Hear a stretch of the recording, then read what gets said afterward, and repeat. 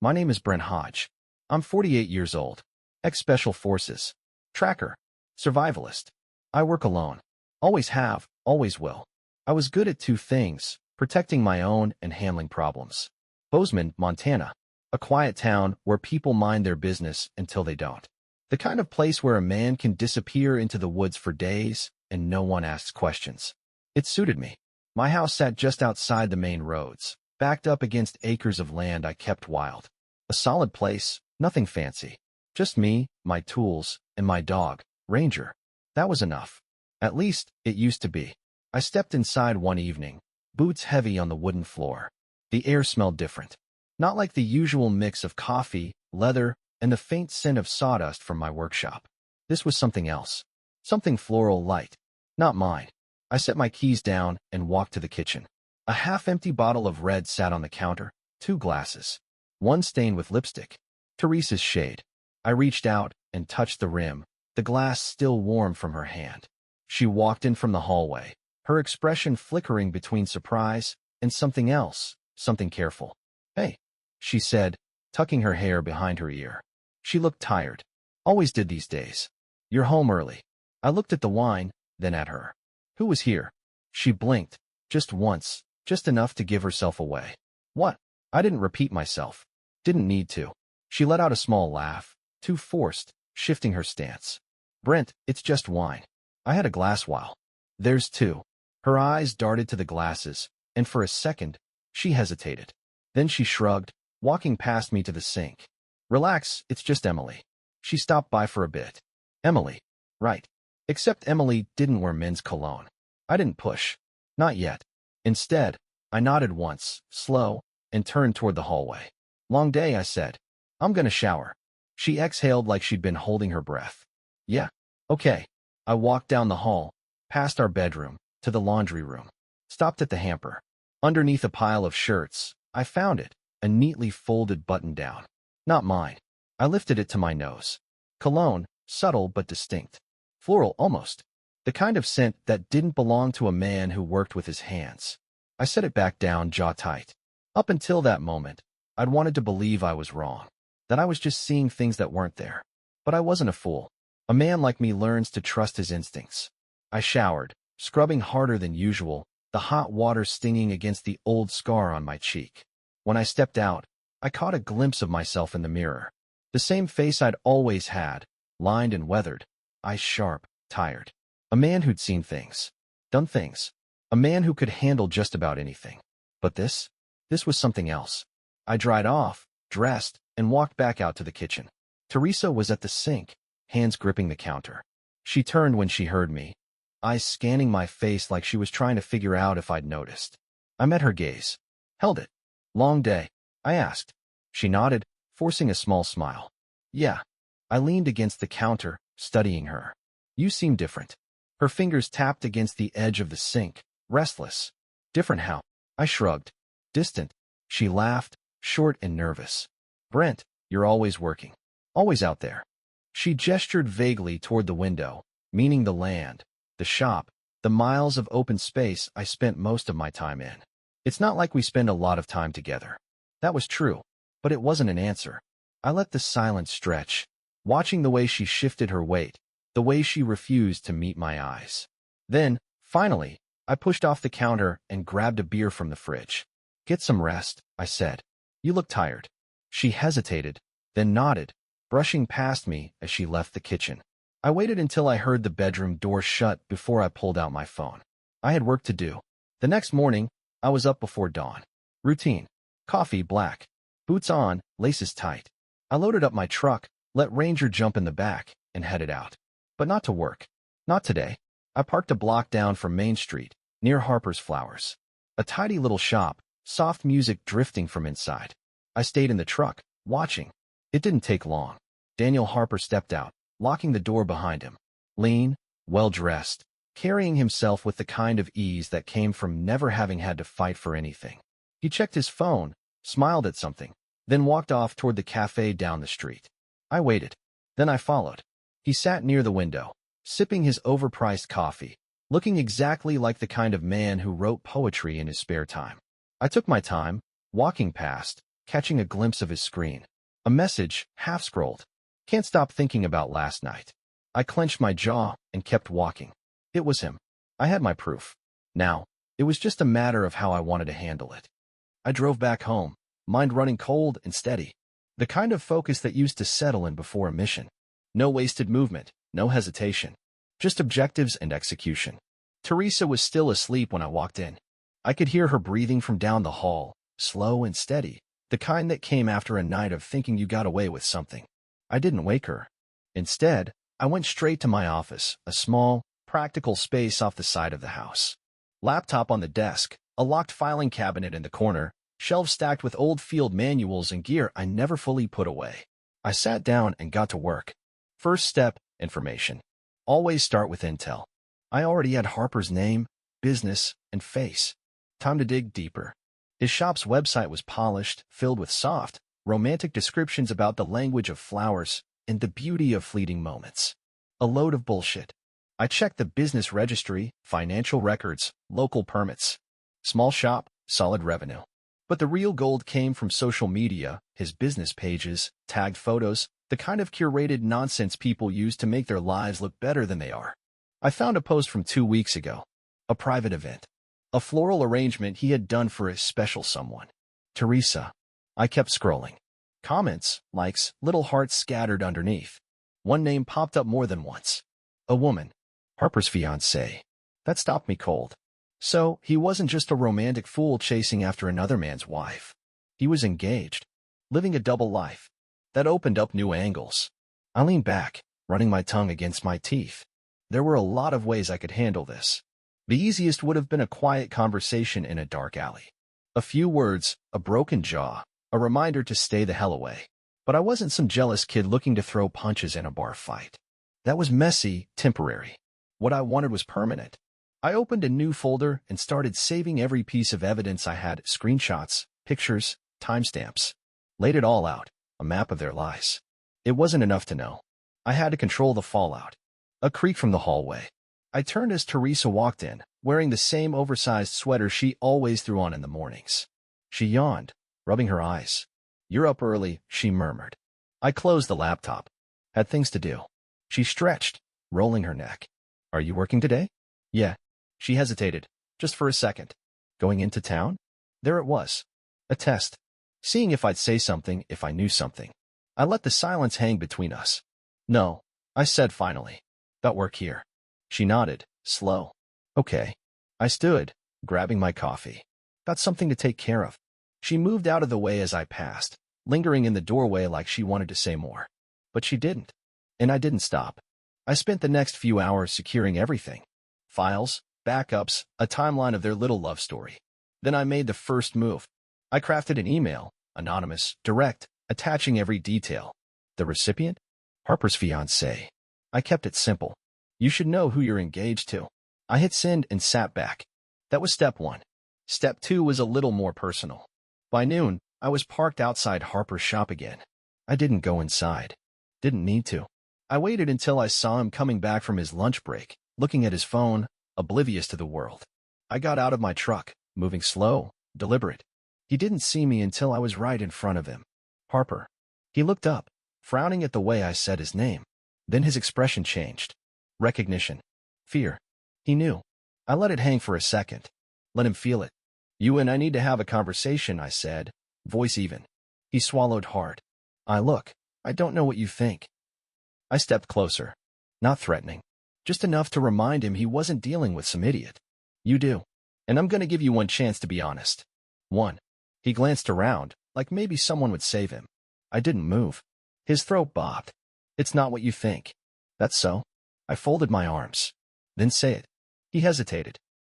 It just happened. I didn't mean for." I cut him off.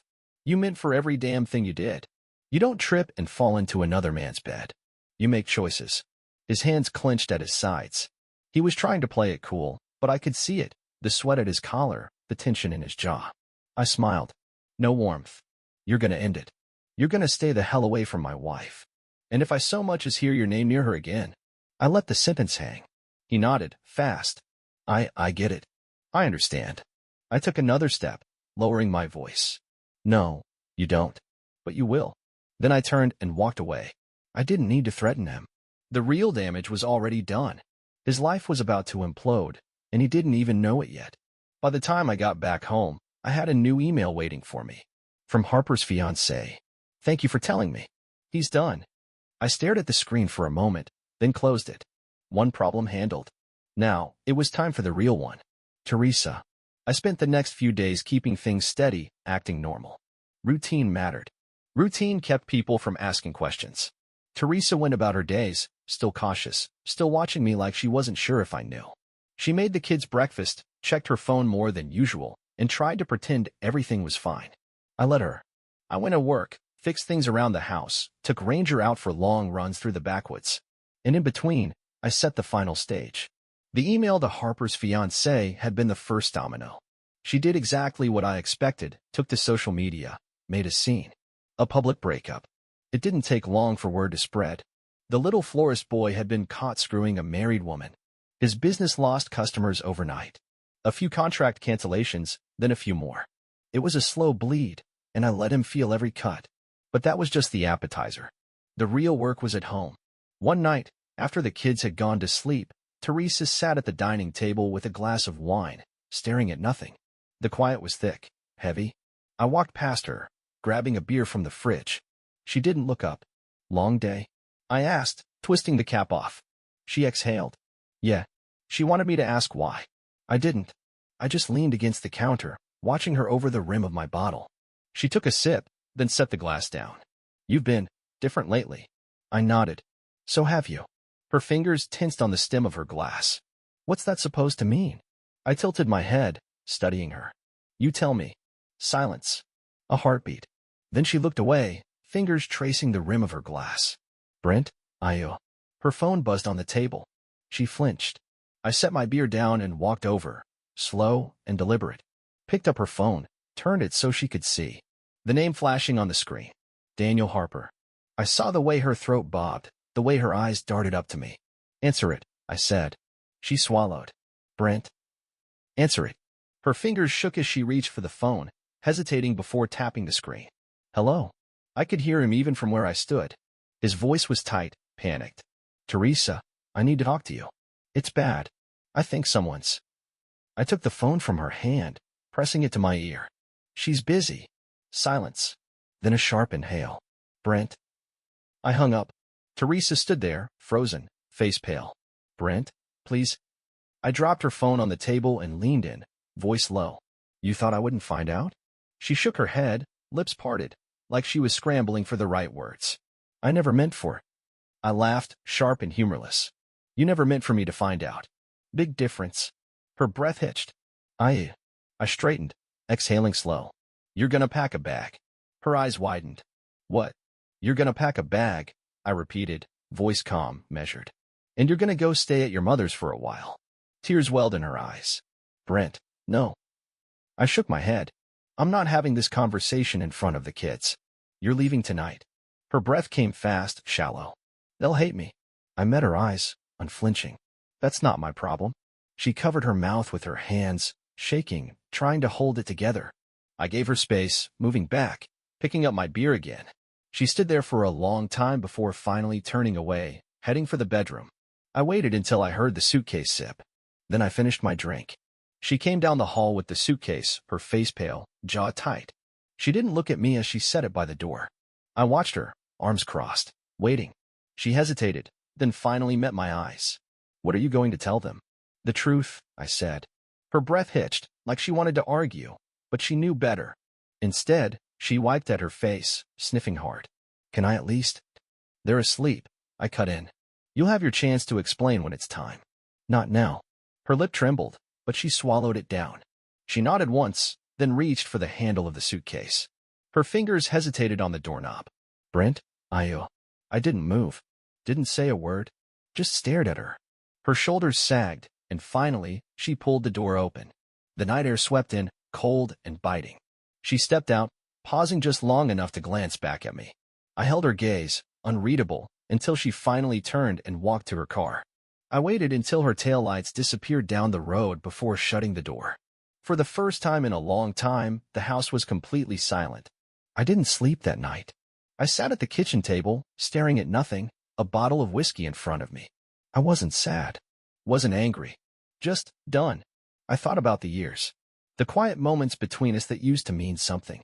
The nights when she'd sit on the porch with me, drinking coffee, watching the sun go down. When had all that started to fade? When had she decided that wasn't enough anymore? It didn't matter now. The sound of footsteps pulled me back. I turned to see Dennis, my son, standing in the hallway. 16, lean, too smart for his own good. He looked between me and the suitcase by the door, eyes narrowing. "Where's Mom?" I took a slow breath. "She's gone." His face tightened. "Gone where?" "To your grandmother's." He stood there a second, waiting, then shook his head. "She cheated, didn't she?" I blinked. "What?" Dennis clenched his jaw, fist at his sides. "I'm not stupid, Dad. You think I haven't noticed the way she's been acting? The way you've been acting?" His voice wavered, but his stance didn't. "Who was it?" I stared at him, seeing too much of myself in his face. I could have lied, could have softened it, but he deserved better than that. "Harper," I said. "The florist." Dennis let out a sharp, bitter laugh. "Are you kidding me?" I just shook my head.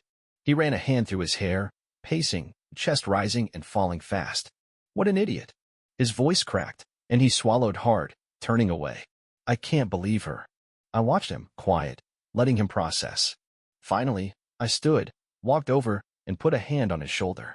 He tensed, then slowly let out a breath. "You're staying with me," I said. Dennis nodded, wiping at his face before turning to me. "And Gloria?" "She stays too," I said.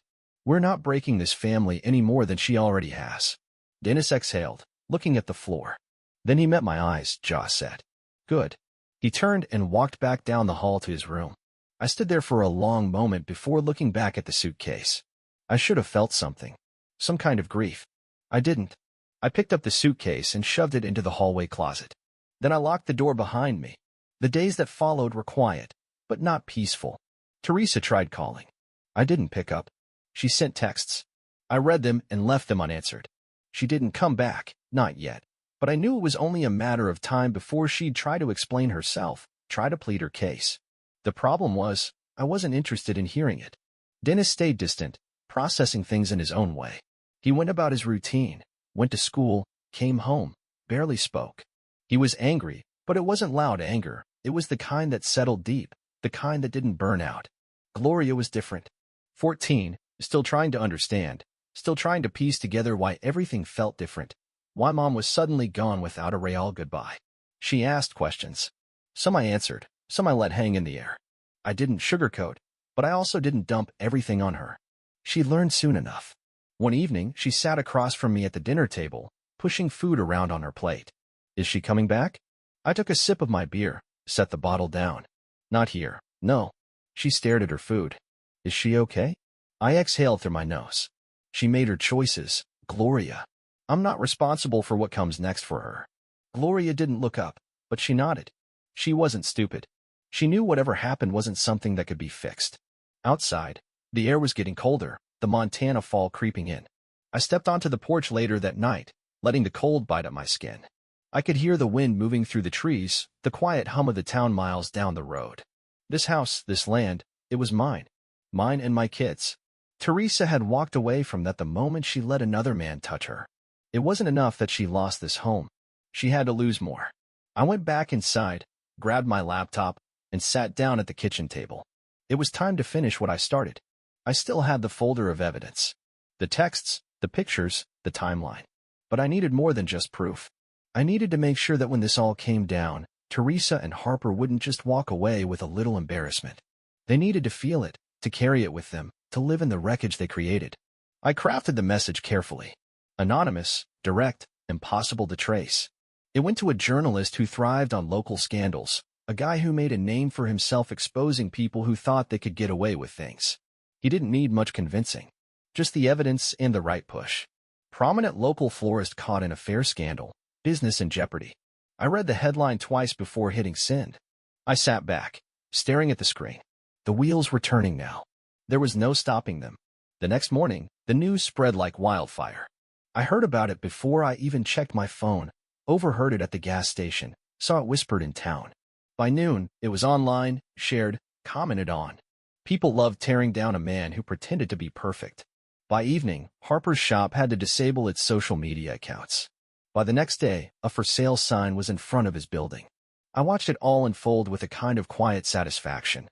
Not joy, not excitement. Just the simple knowledge that justice was being served. Teresa called again. This time, I answered. Her voice was tight, panicked. What did you do? I leaned back in my chair, watching the sun dip behind the mountains. What I had to. Brent, you don't understand. His life is ruined. I let that hang in the air. And she was breathing hard, trying to keep her voice steady. People are talking about me. My job is calling. My friends won't answer.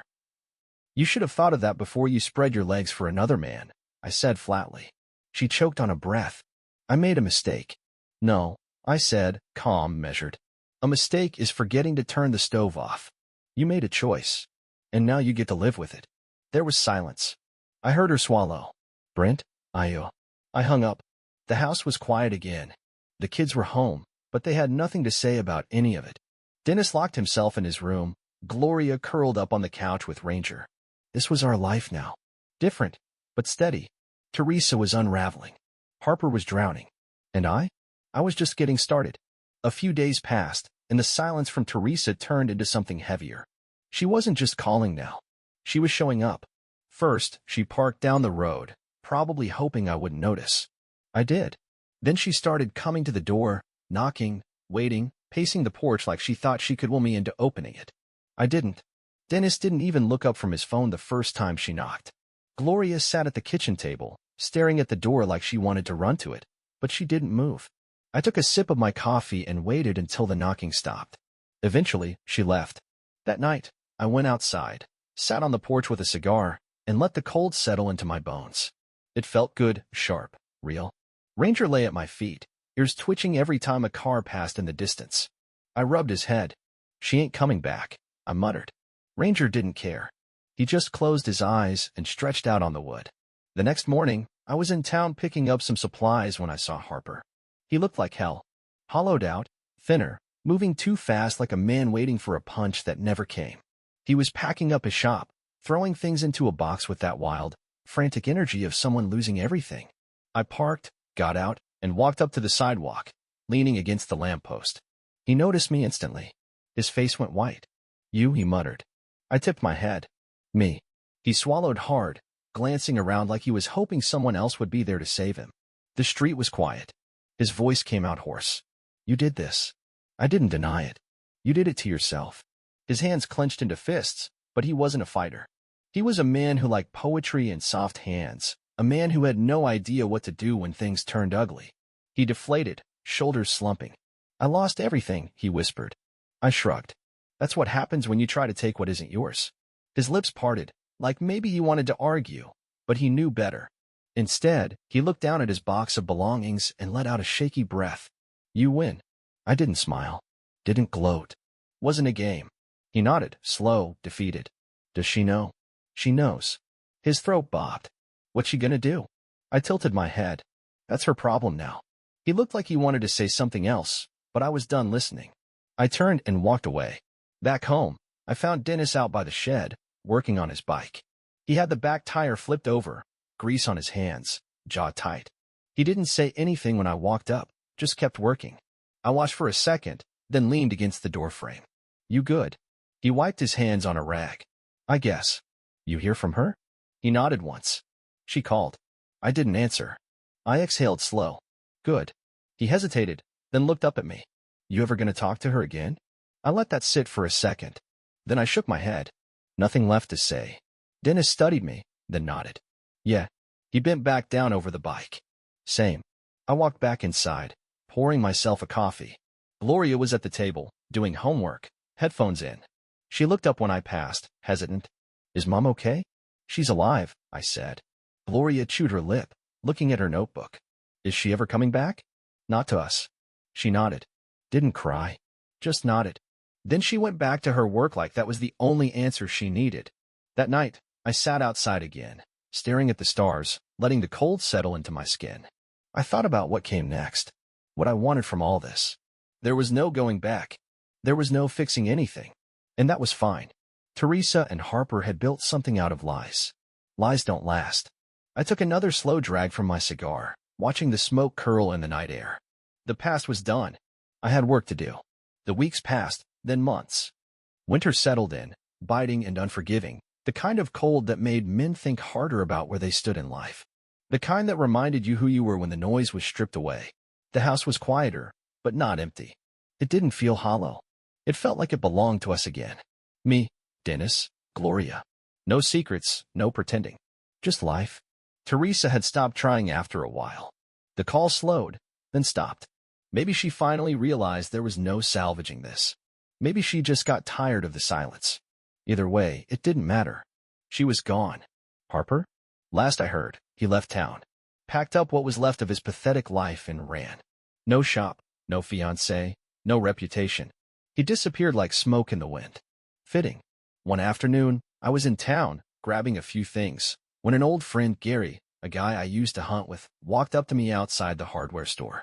He gave me a nod, that knowing kind men give when they understand something without having to say it. Been hearing some things, he said, digging his hands into his coat pockets. I grabbed a bag of feed from the truck bed, tossing it over my shoulder. Yeah, he smirked. Yeah, heard about Harper. Heard about Teresa. Guessing that wasn't a coincidence. I shrugged. Not my fault the truth came out. Gary chuckled, shaking his head. I'll say this, Brent. Not many men would have handled it like you did. I turned to him, squinting against the cold. How's that? He leaned in slightly. With dignity. I didn't respond. Just gave a nod, hoisted the bag higher, and walked inside. That evening, the kids and I had dinner like we always did. Simple, quiet, steady. Dennis had picked up fixing things around the house, growing into his own, becoming the kind of man who understood what responsibility meant. Gloria was different now too. Stronger. Wiser. The kind of girl who wouldn't let the world lie to her. They were good. They were whole. After dinner, I went out to the porch, sat in my chair, and let the cold settle in. It had taken time, but the dust had settled, and the world had moved on. Teresa was nothing more than a memory now. Harper was a ghost. And me? I was still standing,